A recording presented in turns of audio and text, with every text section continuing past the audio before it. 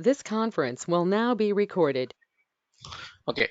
Any questions, guys? Anyone, any questions before I get started? Anything from yesterday's class? So we were looking more into the introduction of virtual machines. We were understanding how to create a simple virtual machine again. So anyone, any questions I can take till here?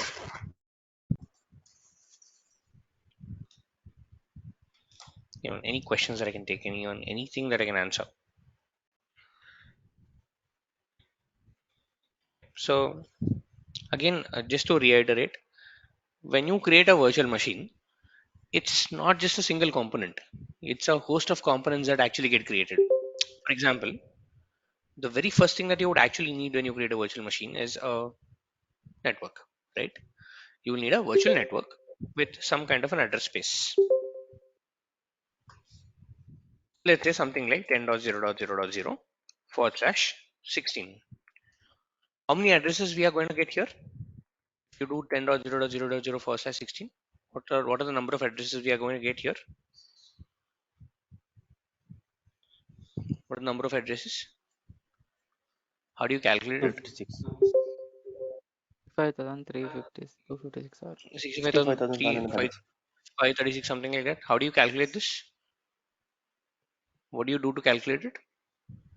256 into 256. 51. 56 and 256, or just go to cir.xyz, put the address in. Very simple. Just do this. Don't do all the math and all. Simply put this in. You'll get the thing out here, right? So we'll try to do things smartly, just not in a hard way. We'll try to do it in a smart way. Put out here, you will get, let's say, around 65,536 addresses, inside which you need to create something called as what? A subnet. So you'll definitely need something known as a subnet out here.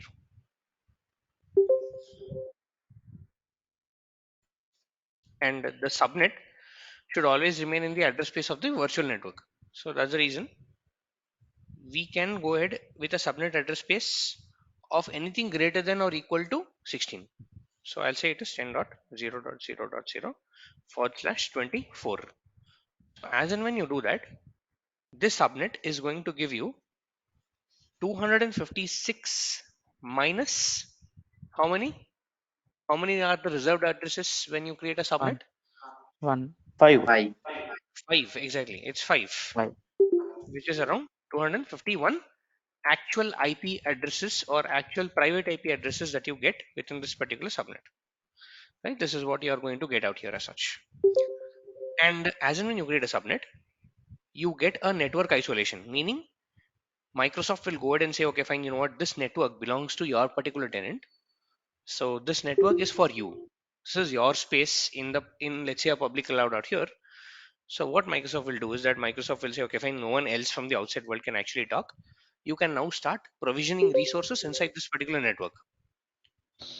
And that's where I'll get in a virtual machine. I want to create a virtual machine. So let me put the virtual machine out for a minute. I want to create the virtual machine, but along with the virtual machine, there are a host of components that get created, which is an NIC card, very importantly.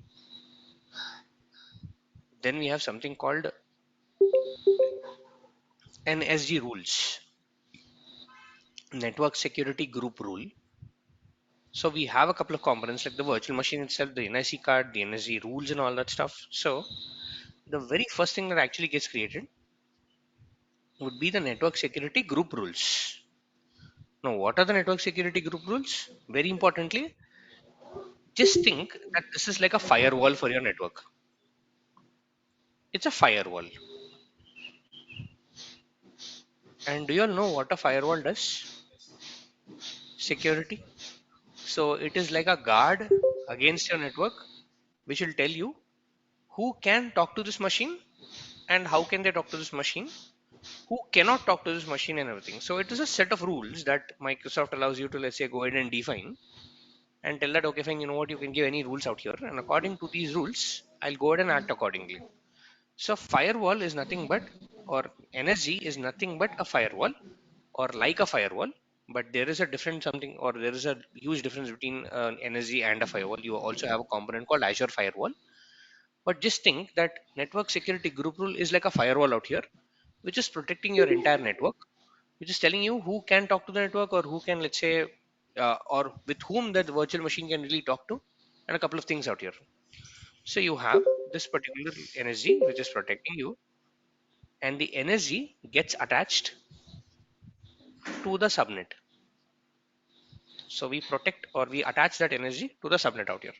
It's called NSG to subnet binding. After that, you create something, or Microsoft goes and creates you something known as an NIC card, network interface card. A network interface card is for communication. Just think that you have a phone, and for phone, right, if you want to communicate with someone, you need a SIM card. SIM card is for communication, right? NIC card is acting like the same thing. It's like a SIM card, let's say, into your network or for your virtual machine, which lets your virtual machine connect to the internet, speak to the internet, and the internet to, let's say, connect to your machine out there as such. And then finally, you have the machine, and you have the disk of the machine. Now, the reason I explain it with these diagrams and everything is the reason being, see, when you go to an organization tomorrow and start working, right? They just throw a diagram to you and tell that, you know what, this is all diagram. Now tell me what is a better solution for that, and something like that. So we will have to, let's say, understand the architectural diagrams out here. You know what I want you all to do is that when you are practicing it, try putting as many as diagrams you want. Firstly, it is easier to remember in the form of a diagram rather than form of a notes. Secondly, when you go to the organizations and etc., they'll give you diagrams out here. Your architects will give you diagrams, so it'll become easy for you to, let's say, learn it from this particular phase in time. So then you have the NSC, and now the NIC card gets attached to the subnet.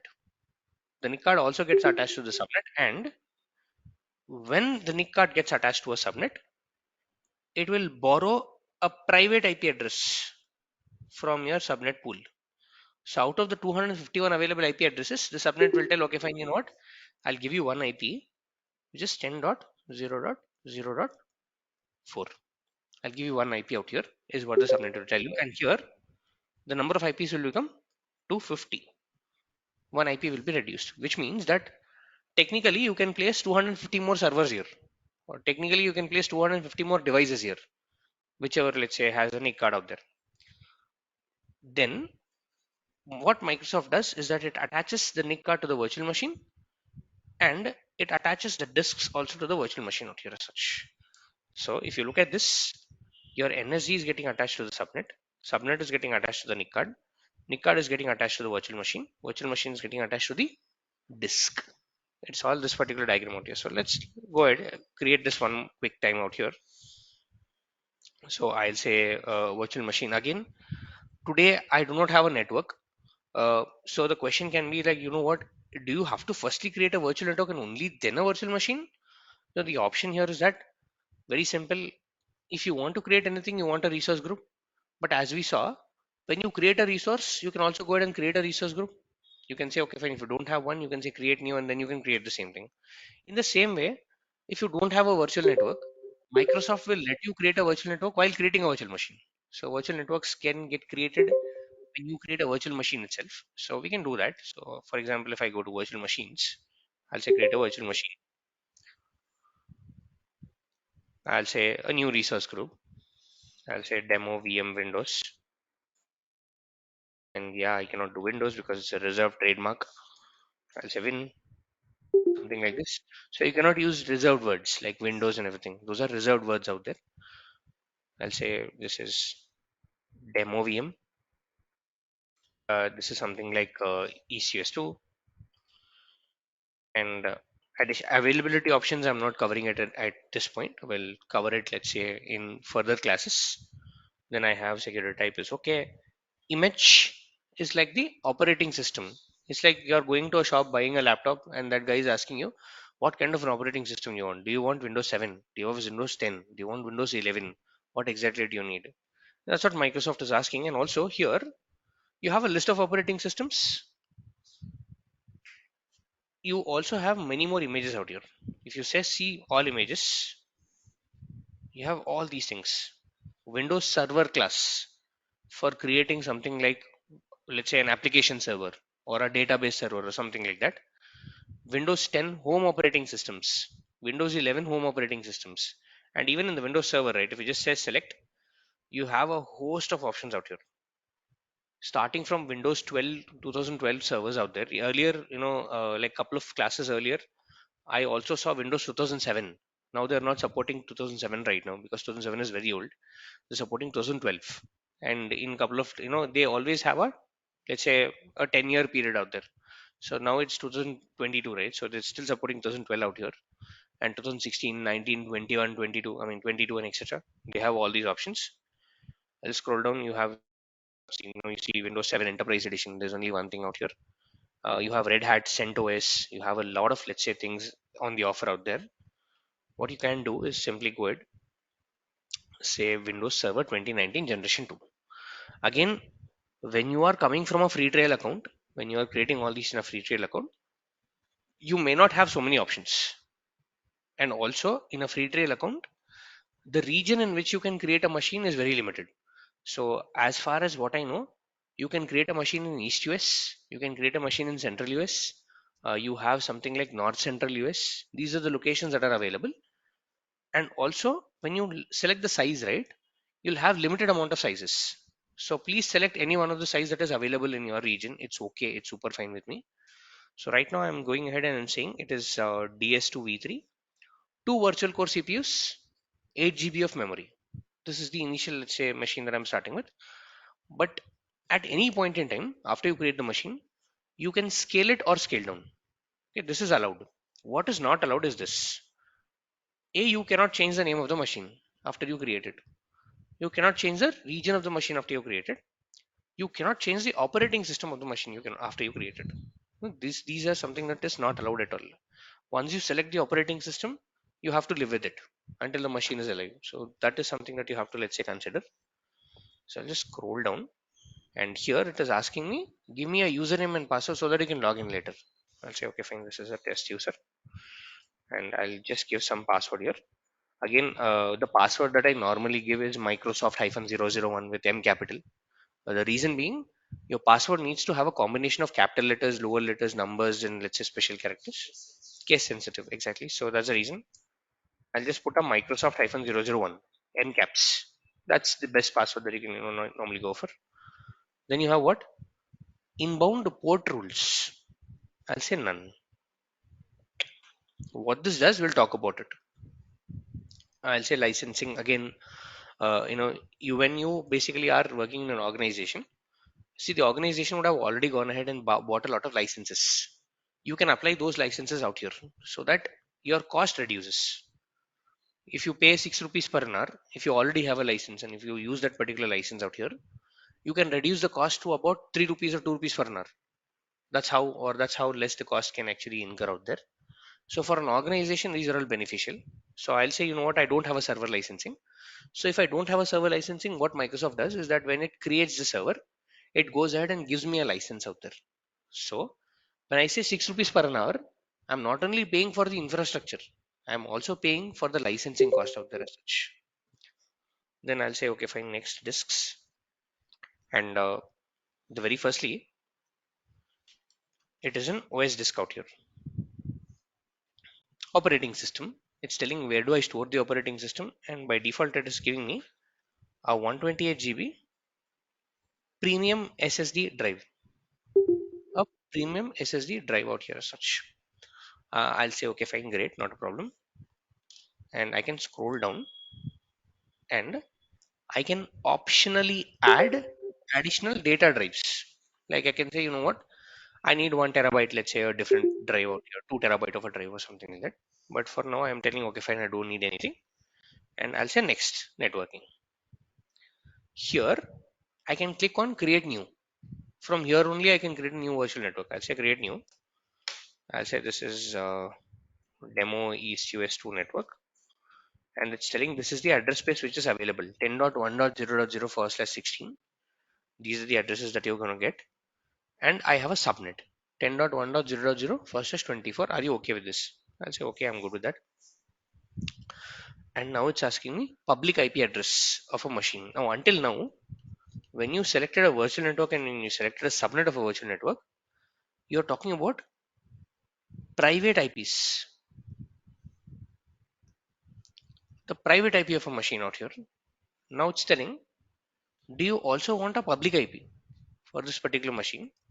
For now, I'll say none. I'll start with none out here.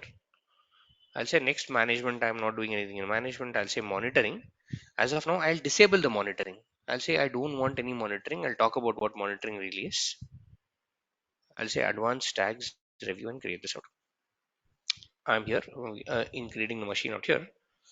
It's going to cost me around approximately 7 rupees, I can say. It's 6 rupees, 9 something like that. Approximately 7 rupees. I'll say create. This is 7 rupees per an hour. So the cost that you incur on a monthly basis if the machine is running 24/7 is this. It is 7 into 24. That is 7 in a day. Like in a day, it is 7 into 24 for one day into 30 days. This is the cost that you are going to get if you run the machine 24/7 for 1 month out here. But this is an hourly cost, meaning if you run the machine for 1 hour, delete it out, you're only going to get charged 7 rupees.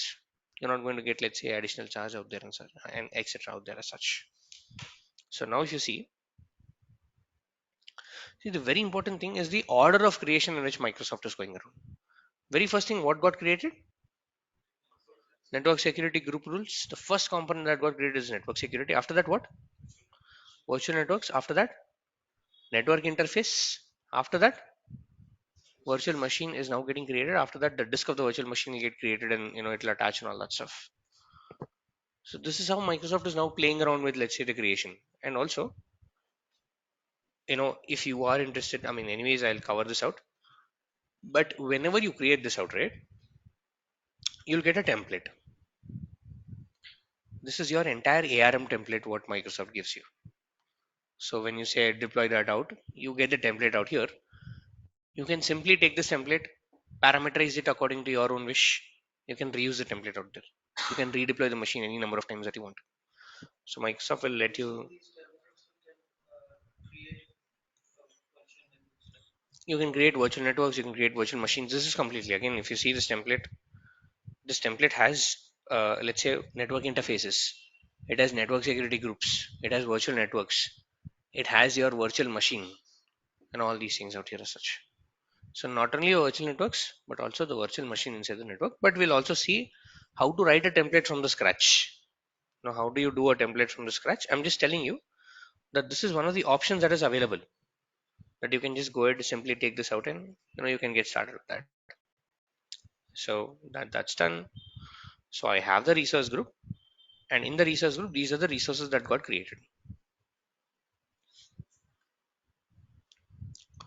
It is, let's say, come here. It is the virtual network, the virtual machine, NSG, NIC card, and the disks of the machine out there as such. Let's do one thing. Let's go in here into the machine. And can anyone tell me where can I find the address of the machine? The IP address of the machine, can anyone tell me that? Can anyone tell me where do you see something called as the address? Under networking. Under networking, let's see, under networking. Yes, that's correct. You have the IP here, but even in the overview, you have something called as public IP address, but now it is null. Why is it null? When you are creating that, It I is not. selected none on the public IP address up here. So which means that a virtual machine can or cannot have a public IP address. I'm okay with that, but a virtual machine will have a private IP address. So if I scroll down under networking, a private IP address out here. And where is this private IP address really coming from? Where do you think the private IP address is coming from? Subnet. Subnet, exactly. The private IP address is coming from the subnet, which means if you go into the network, which is a virtual network out here, and if you go into the subnet, normally how many IPs that you get? 251. How many IPs that you have right now? 250. Why? One IP from this particular pool has been given to the virtual machine, and you can see the same thing here. Connected devices. What is this? What is connected here? What is this? NIC. NIC. NIC. Exactly. NIC. And if I click on the NIC, the NIC is connected to what? The virtual machine. Virtual machine. The virtual machine out here. Exactly. And if you want to again, look at the architectural diagram, right? See, I am going ahead. I have all these pictures. I'm doing a lot of diagrams. If you don't have that, you are on the resource group right now. There's something called resource visualizer. Click on this one and allow it a second. And let's see what really happens out here as such. Do you now see? You have the network, you have this one, and your NIC card is getting attached to all these things out. Then you have a virtual machine that is getting attached to the NIC card out here. You can also go ahead and download this out as such. Okay, you can look at the architectural diagram just by clicking on the resource visualizer out here as such. All right, so let's see. Let's go into the machine. And now what I want to do is that I have this machine right now. This machine is my machine. I'm paying for this. I want to log inside this machine, right? I want to, let's say, go ahead, because this is just like a any other machine that is running somewhere, right? I want to log inside this particular machine out here. And in order to log inside a Windows machine, you have a concept called RDP, Remote Remote desktop. Desktop Protocol. Exactly, Remote Desktop Protocol. Wherein Windows is telling you that, you know what, you can connect to some other machine from this particular machine that I'm using right now. From your laptop, you can connect to some other machine running somewhere. This machine is running out of a region called what? ECS2. It's telling this machine is actually running from a region called ECS2. You can connect to this machine provided you have the address of the machine. Do I have the address of the machine? Yes, no? Yes. Yes. Where do I have the Yes. address? The networking. Networking. This is the address of the machine. So I'll copy this out. So I'll copy this. I'll go to my computer. Any Windows system will come with something called as a remote desktop connection, RDC. Remote desktop connection out here. So I'll say open. Sir, or else And we have to use connect also. I'm sorry, can you come again, please? Sir, or else we have a connect option, right? On the top of Exactly. the You have a connect option. Even hmm, this, this will do the same thing. If you connect and say, thing. how do Yeah. you want to connect? RDP, it'll download a Yes, file sir. for you. You can double click on that. Same thing. Okay. Same thing. And it was a direct process. Correct. It's a direct process, but here we are just going ahead and taking that, indirect route of that. Okay, sir. So I'll just copy this out. And yes, I was coming here and I will say remote desktop connection. Okay. Remote desktop connection. And here it's asking what is the name of the computer. The name of the computer is nothing but the IP address of the machine. So I'm putting the IP address of the machine, and it is telling what is the username. I'll say show options, username here. I'll say test user, the one that I gave while I was creating, and I'll say connect. So let's see how I can connect to the machine and what I can do with the machine out here and etc. And let's see what really happens. Allow this a second. And what's happening right now?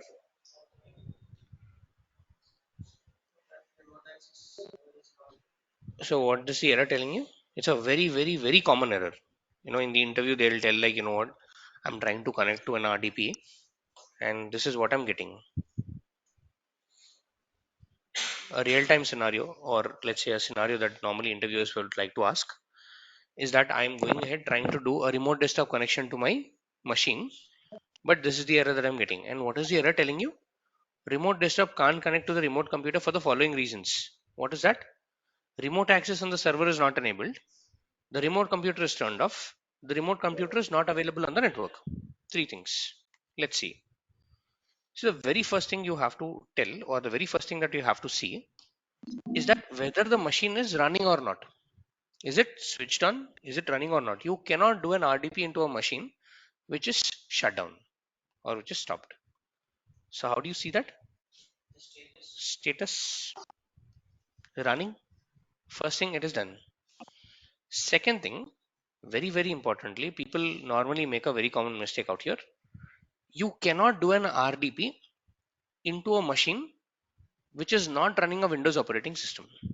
Meaning, if you have a Linux machine, you cannot do an RDP into it. If you have a Red Hat, you cannot do an RDP into it. So very importantly, you have to see what is the operating system. Is it Windows? If it's Windows, yes, I can go and do the RDP out here. So these both are checked out. But one more thing, it is telling that the machine may not be on the network. The machine, let's say, really may not be on the network out here. Now, one question that I want to ask you all is that what address am I using? Private IP address, which means that the machine is having an address called what? 10.1.0.4. This is the address what the machine is having. And what kind of an address is this? Is it a public IP address?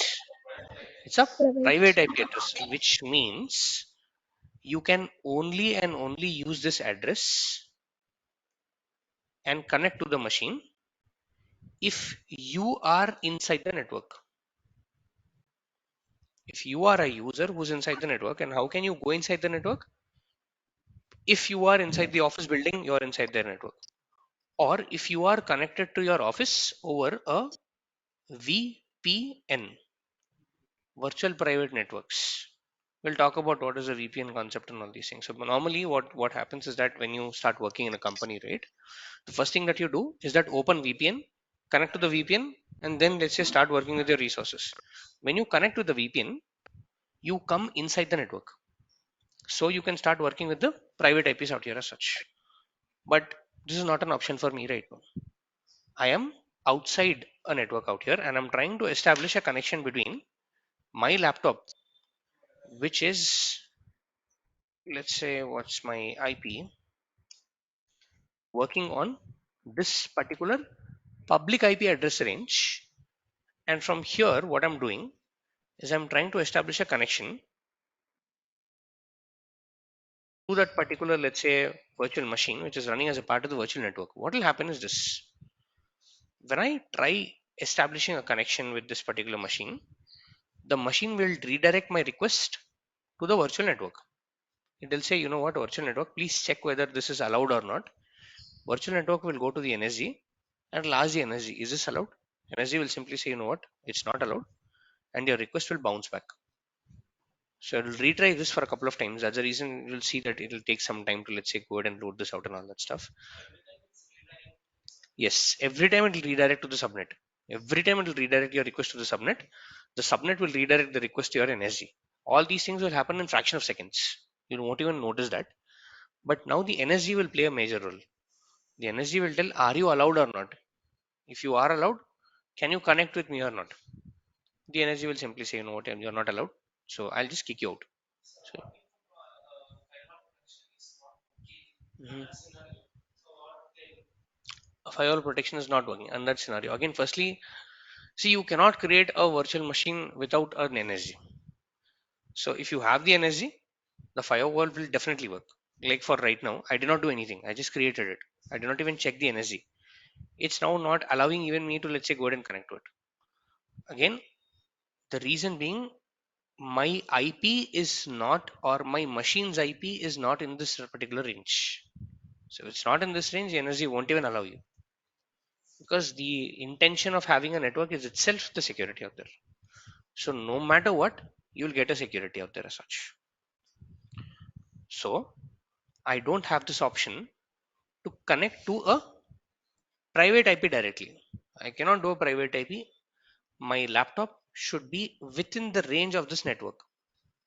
If I want to use a private IP, my laptop should be within the range of the network. It is not there. So what I would optionally do out here right now is create something known as a public IP address. The public IP address out here and I want to attach the public IP address. And what would you want to attach the public IP address to? Where should I attach the public IP address going by this logic? To whom should I attach the public IP address in this particular area? Virtual machine. Virtual machine. But am I directly attaching it to the virtual machine, or am I No, attaching it NIC by using. to Instruct. NIC? Exactly. Instruct. Network interface card. It is the communication card out here. Very simple, guys. IP addresses are like your phone numbers. If you take out your SIM card, you won't have the same phone number. Or if you lose that, you won't have the same phone number out here. Same thing applies to your net interface card. I mean, yeah, applies to your interface cards as well. The IP addresses is the place where your virtual machine actually sits. So just like a SIM card sits inside your phone, the network interface card sits inside or gets attached to your machine out there as such, and they both operate together. Now what I'll do is I'll go back. I don't have a public IP address as of now. Sorry, I don't have a public IP address as of now. I'll say public IP addresses. I already have one because I was doing some demo yesterday, and a part of which I created this. I'll say create a public IP right now. Again, creation of public IP is very simple. It's asking what kind of an IP version you want. IPv4, IPv6, Internet Protocol version 6, or do you want both? I'll say I'll start with IPv4, Internet Protocol version 4. Then I have SKU, standard and basic. Now this SKU doesn't, let's say, play a great role at this point. But when we look at a resource called load balancer, that's where this SKU really comes into picture. I'll go by the standard, and I'll go by the tier called regional. I'll choose all the default options, and I'll give a name to my public IP address. I'll say test IP.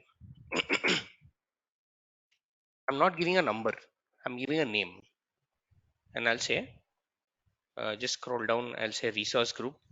I'll select the same resource group as my virtual machine is, and I'll say create.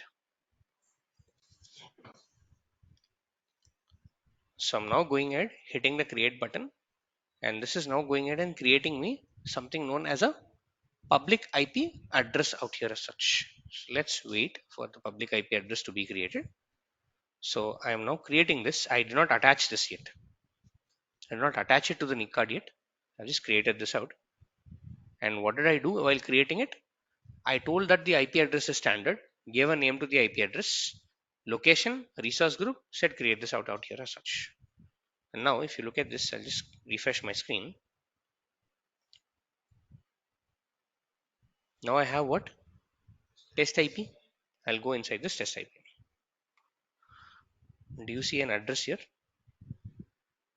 2096.210.168. This is a public IP address range. It's a public IP.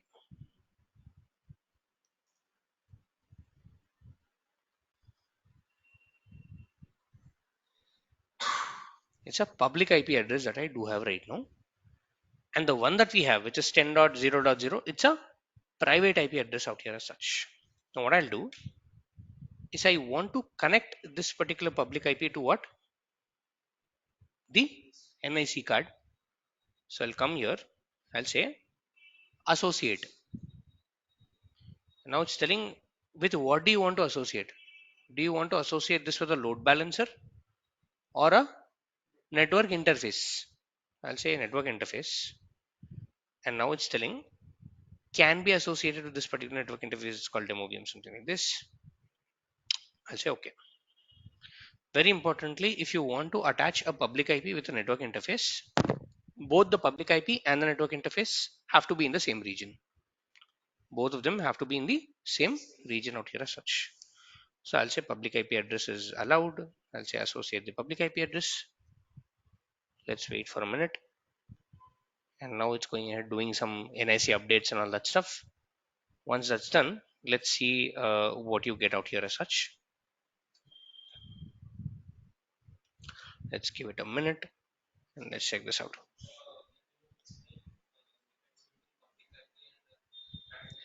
The difference between public IP and private IP, I'll show you right away.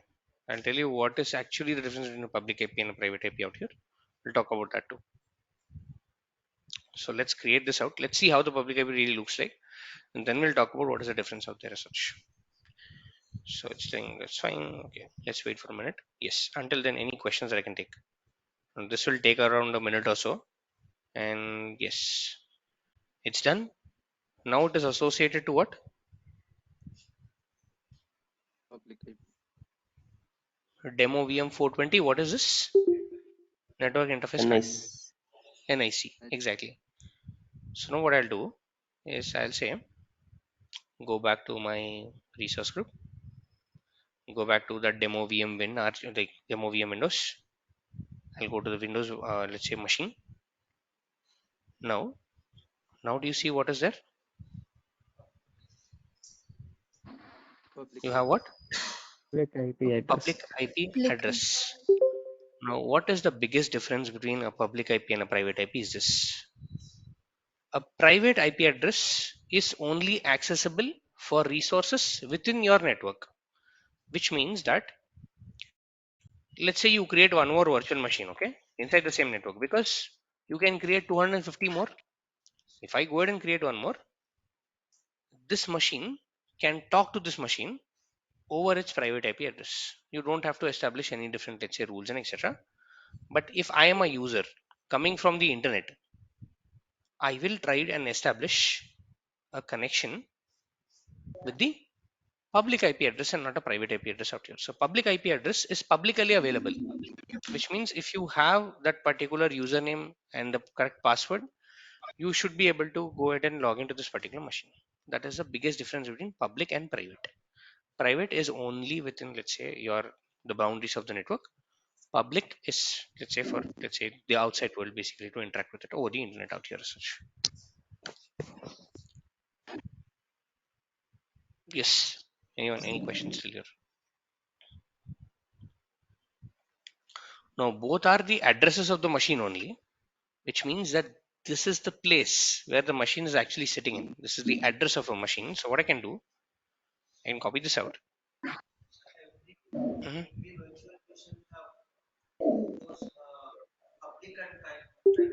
Every virtual machine has public and private IP. Not really. Your virtual machine will definitely have a private IP. May or may not have a public IP. May or may not have a public IP address out here.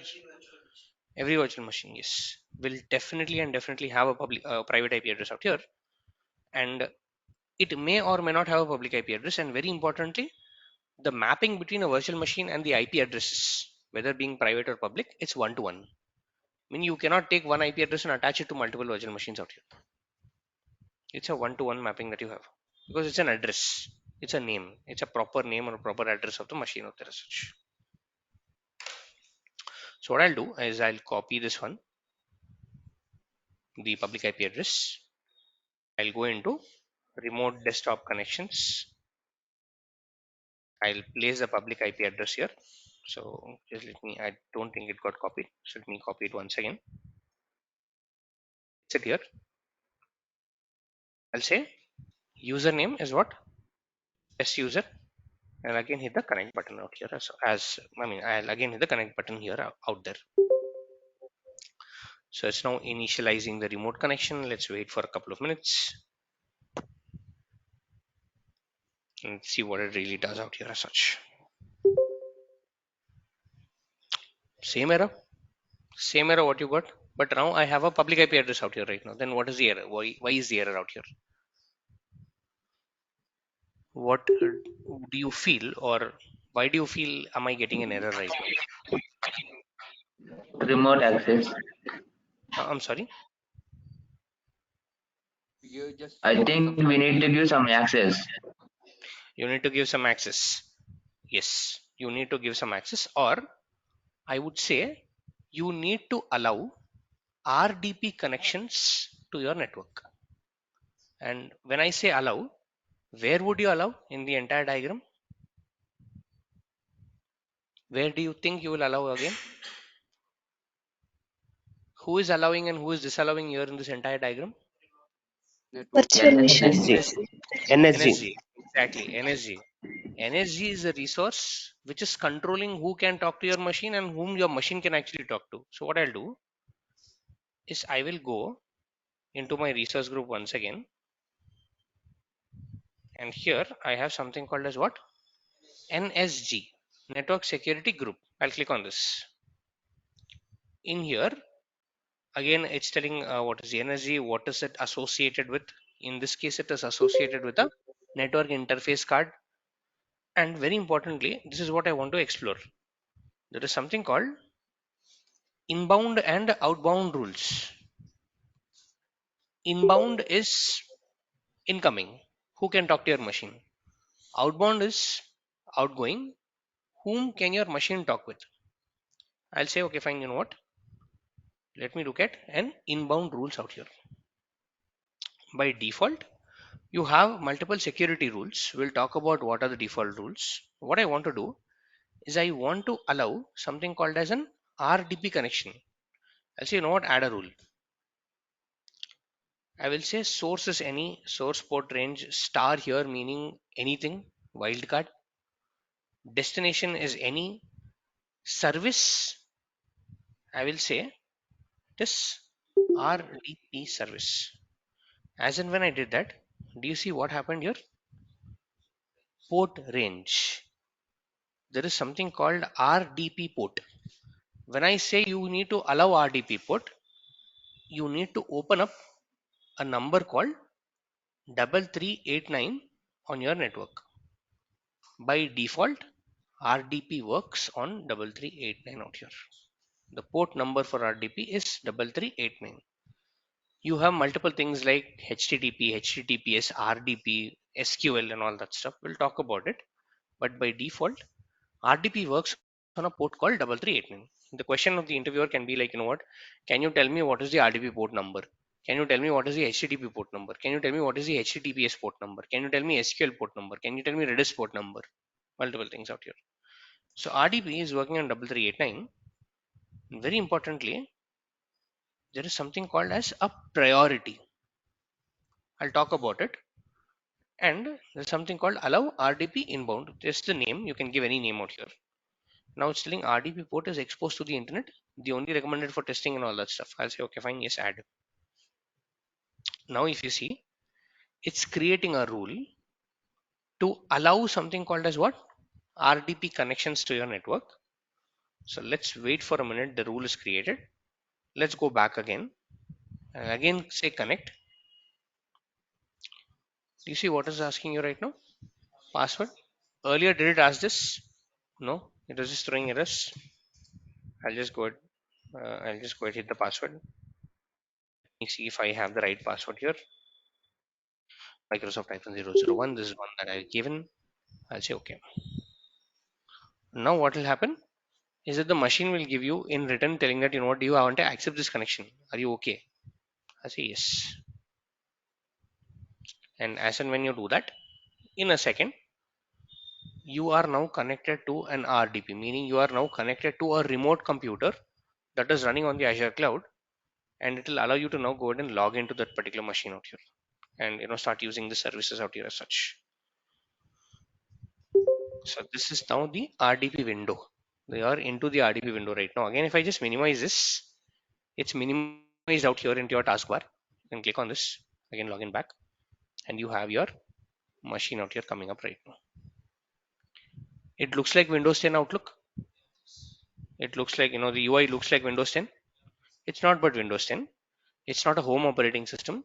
It's a server operating system out here. Again, if I just go back into my computer and show you this one.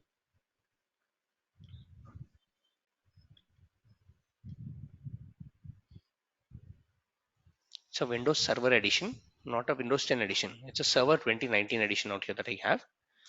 It's licensed. Windows is activated. It's licensed out here as such. What we can do with this, we'll talk about it. But any questions I can take till here? Anyone, any questions I can take till here as such?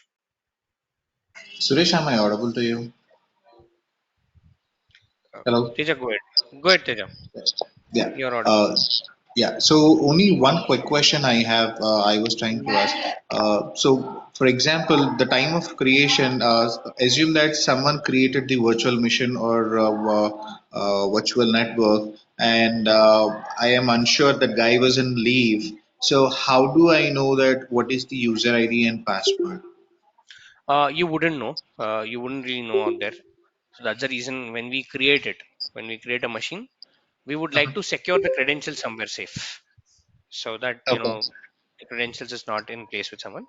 Again, to secure this, you have multiple services out here. One of the services that we use is called something known as an Azure Key Vault. Key vault. So Okay. the best practice here is that whenever you create something, go ahead, secure those secrets into the Key Vault so that your other team members working can go ahead, look into that particular secret, grab that secret, and in your absence, they can go ahead and let's say log into the machine out there and something like that. Okay. And one more thing I saw that I observed today, like we have created virtual machine going under the research group, or we can directly also create out of the research group also, right? You can directly also create out of the resource group, so no hard and fast rule out there. Okay. And again, yesterday I meant to say in my live environment where I'm working, started Mm-hmm. working on this. Mm-hmm. So I've been to this virtual missions and I found only the a private IP. I did not find the public IP. Good observation. So Yes, good observation. You will only find a private IP when you are working in a live environment. You will not yeah. find a public IP at all. Reason being, if you are giving a public IP, you're exposing this machine to the internet, which is not correct, which is not at all Okay. correct, which is a security issue. Even when Okay. in your organization, wherever you're working right now, try to attach a public IP, it will fail. It will just fail, and you'll automatically get an email telling that you are violating the compliance and all that stuff. So yes, machines that you work in your organization will not never come with something known as a public IP address at all. It will only have a private Private IP IP. address out there as such. In order to connect to that particular machine, two options. Either you have to be in your office, working from your office, you'll simply go ahead, when you're working in the office, right? Your laptop Uh-huh. will automatically connect to the Wi-Fi of your office. So you're within the Right. network. Right. Or if you're working from your home, you need to connect over a VPN out here as such. So without doing those things, you won't be able to connect to that particular machine out there as such. Okay. And you have, while creating inbound rules, you have chosen like an RDP.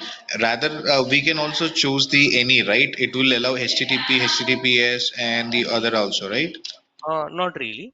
So while choosing, let's say the rules out there, I specifically have chosen RDP. Right.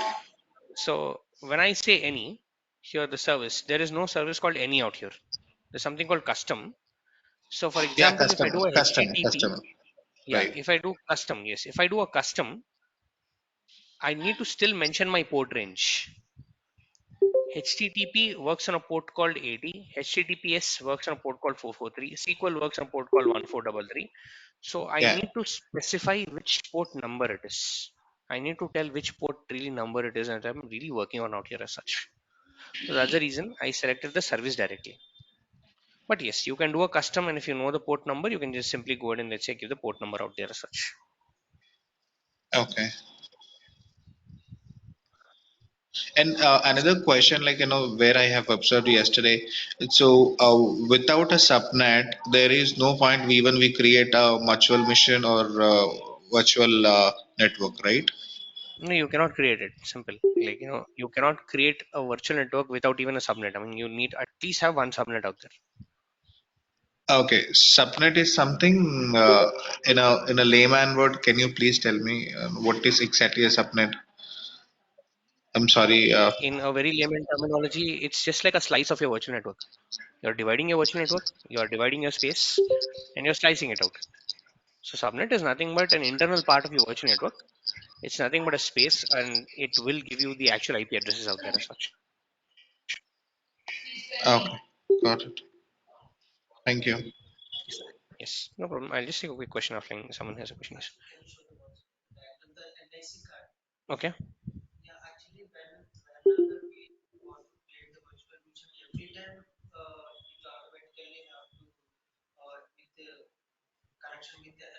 Yes. Yes.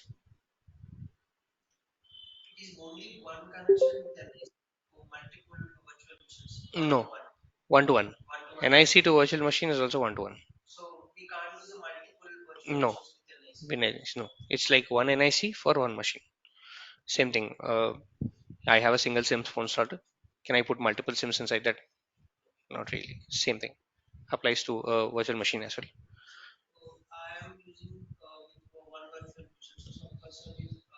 Mhm.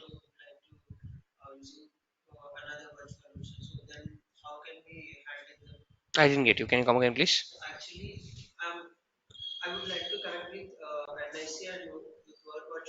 Yes.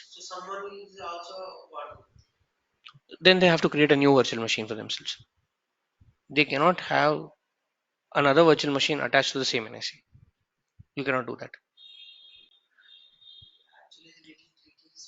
Yes, please go through it once again. Let me know if you have a question there.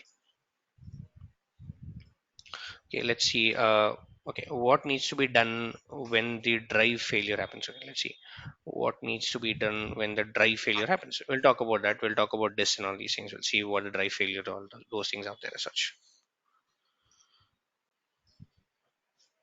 Yes, any more questions here, guys? One thing. Hello. Good, please. Can multiple physical machines can access a single virtual machine? Can multiple physical machines access one single machines, or the other way? Can multiple users connect to one single virtual machine? Yes, you can have unlimited connections to the same virtual machine out there. Yes. While creating Okay. a virtual machine, we can create public address directly. I'm sorry. Can you come again, please? Public IP, we can, while creating virtual machine, Mhm. there is an option called public IP. Yes, you can create Public public IP IP. directly. Yes, you Yes. can create public IP directly, but I didn't follow that. I wanted to first create it on a private IP. Explain what is a private IP and then go with the public IP route. Okay. Can we give one public IP to multiple users, which are physical missions? You can. You can. While creating with So all users can access same data, no? Yes. Yes. So there would be chance to delete it or something. So was there any chance to give some particular rules to that particular user, like? Yes, you can do that using something called identity and access management. You have this called identity and access management out here. Okay. Same thing applies out here as well. Just like you have a storage, just like you have a storage and some, same thing applies out here as well. But Suresh, where I was startingly using the RDP, if I have connected to the same IP address, and the another user trying to connect with the same IP address, my Mhm. RDP will get log out. Your So RDP how will get can? log out because the organization has established the, let's say, they have limited the amount of parallel connections that you have. You can do Okay, that so inside a Windows machine. You can go inside and you can limit the number of parallel connections. can we, how we do that? Can we do it in tomorrow class, or can you show it to now? Not right now. Again, it's a complete administrative topic. I can give you the, let's say, a link to follow it on how to do that. But I'm not really Okay, gonna, let's say, go it into that. Like I'm not covering that out here right now because it's completely again administration out there. So I okay, will, but I will go ahead and, let's say, give you the link on how to do that as such. sure. Thank you. so while creating virtual machine, Mhm. both the public and private IP will be created, right? Both the public and the private IP will be created. Private IP is already there. It's Yeah, created as a part of your subnet. yeah, Public yes. IP, if you wish to, yes, it will get created. So Okay. yes, both the public and the private IP will get assigned to you. Yeah. Is there how can we connect to iOS using RDP? Yes, you can, but I haven't really done that. That's something that I have to really explore. On again, iOS I think will support SSH. It doesn't do an RDP. So if you are using an iOS machine, meaning if you want to connect to an iOS machine, I don't think you can do an RDP out there. But if you want to connect from an iOS machine to, let's say, a Windows machine, then you can use an RDP. And should we change the port for every connection, like for the iOS and Windows? Yes. For iOS and Linux, the port will be 22. The port number will Okay. be 22 out there, SSH. Okay, so we need to change the port for every connection, right? Correct. We need to check the port for every connection. That's true. Okay, sir. Thank you. All right. So that's it from my end, guys. I'm a little top of the hour, so I'll park a couple of questions out there. And when we meet tomorrow, we'll take a number of questions and we'll also go ahead and see what is the use case scenario of this machine. What do you do with this machine and all these things. Okay. Thanks, guys, and have a good day ahead. Thank you.